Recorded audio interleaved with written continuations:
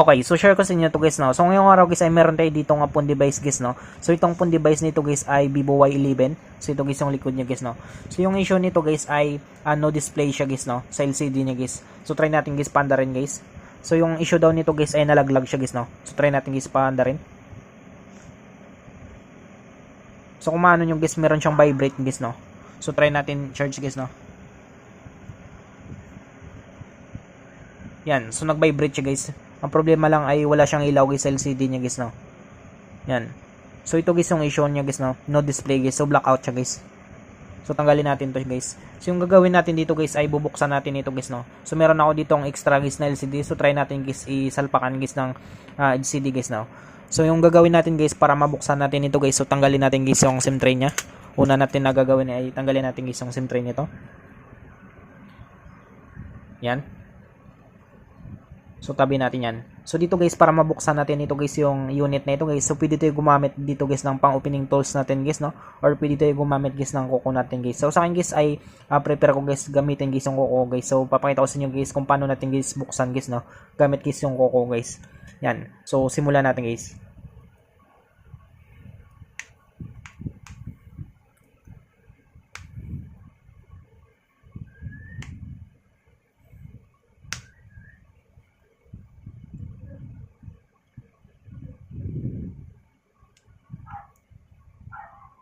So yun siya guys, no. So nabuksan na natin guys. So dandan natin guys, no. Meron kasi siyang fingerprint sensor guys. Yan. So ito siya guys, no. So yung gagawin natin dito guys ay tanggalin natin ito guys yung lock niya guys. Meron siyang ditong lock. So tanggalin natin guys yung bolts nito para matanggal natin guys yung lock niya. Yan. So sama na siya guys, no. Lock tsaka bolts guys. Sunod natin guys tanggalin guys yung FBC connector guys ng fingerprint sensor or yung flexible printed circuit dito guys sa terminal nito guys. Yan. So natanggal na siya guys, no. So ipunin natin guys yung mga pisa nito.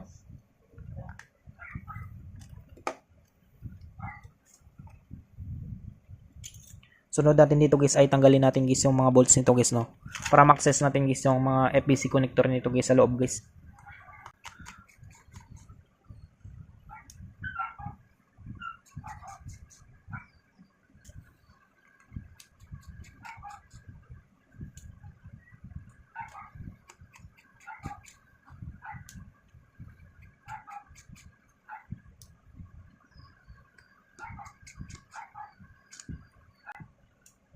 So ayan siya guys, no. So natanggal natin guys lahat guys ng mga bolts na guys, no. So pwede na natin guys tanggalin guys yung cover guys ng motherboard niya. So tanggalin natin to guys. Yan. So tabi natin to siya guys, no. So sunod natin dito guys, una natin gagawin dito guys ay tanggalin natin guys yung FBC connector guys ng battery niya guys, no, para maiwasan natin guys yung shorted guys, no. So tanggalin natin guys yung FBC connector ng battery or yung flexible printed circuit dito guys sa terminal niya. Yan. Sunod natin dito guys ay tanggalin natin guys yung FPC connector ng LCD.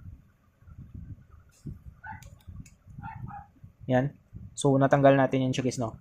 So yung gagawin natin dito guys ay meron ako dito ano guys, no, extra guys na LCD guys. So try natin guys salpakan guys, no, kapag mag-display siya guys. So kapag mag-display siya guys sa bagong LCD, ibig sabihin guys ay LCD guys yung tama niya guys, no.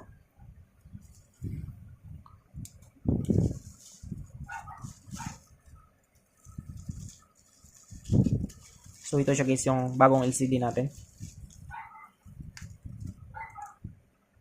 Yan. So try natin guys isalpak guys, no. So try natin guys salpakan.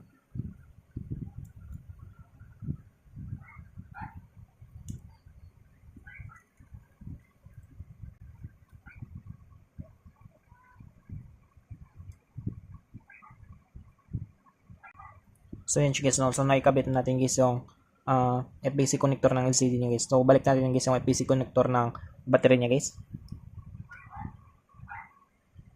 So yan siya guys, no. So sunod natin na gagawin guys ay try natin guys panda rin guys, no. So try natin guys kapag mag-display guys sa bagong LCD niya guys, no. So panda rin natin guys. Yan. So kung makita nyo guys, no, nag-display siya guys.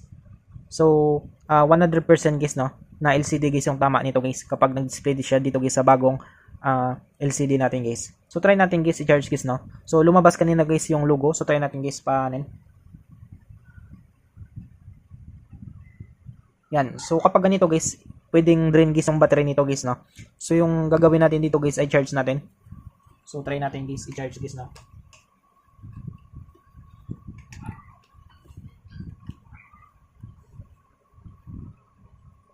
So try natin guys salpakan guys ng charger guys kapag magkarga siya guys.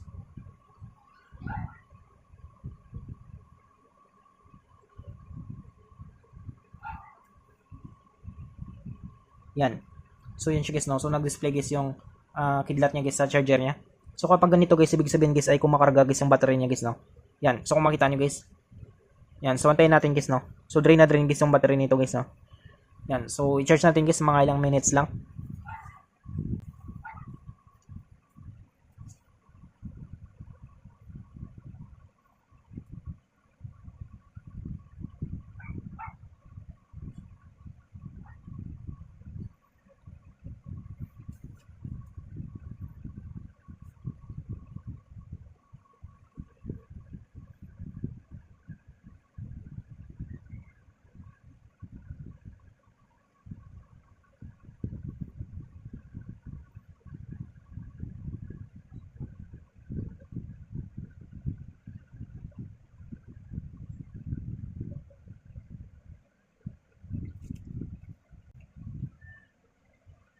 So balikan natin guys, no. So try natin guys, tignan natin guys kapag mag-display siya guys. Yan. So pandarin na natin guys, no. So check natin guys kapag function dito guys ng mabuti guys yung bagong LCD guys.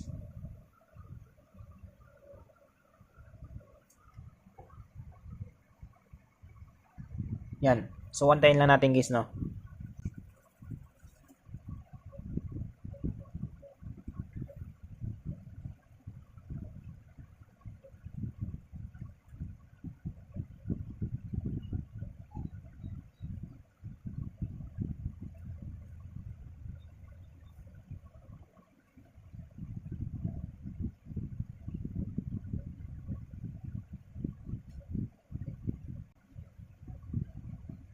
So yun siya guys, no. So nagbukas na siya guys. So ano talaga siya guys, no. So drain talaga siya guys. So yung ano dito guys, importante guys ay nag-display siya guys, no. Nalaman natin guys na LCD guys yung tama niya guys. So ayaw niyo guys magano guys, no. Ayaw niyo mag-display doon guys sa ano, sa luma niya guys na LCD. So dito guys sa bago natin guys na LCD guys ay nag-display siya guys, no. So ibig sabihin guys yung tama nito guys ay yung LCD lang guys, no. Kasi nabagsak daw ito guys. Yan. So ganun lang guys, no. Ganun lang kadali guys kung paano natin guys malaman guys kapag LCD guys ang tama ng phone device natin guys. So kapag meron kayong extra guys na LCD, so pwede niyo guys i-testing guys, no. Yan. So I hope guys na makatulong sa inyo itong video tutorial natin. Sa mga bago pa lang sa ating channel guys, no, huwag natin guys kalimutan guys i-click guys yung subscribe at yung notification bell button para ma-update ko kayo guys sa susunod natin guys na video tutorial. Thank you guys and God bless sa lahat.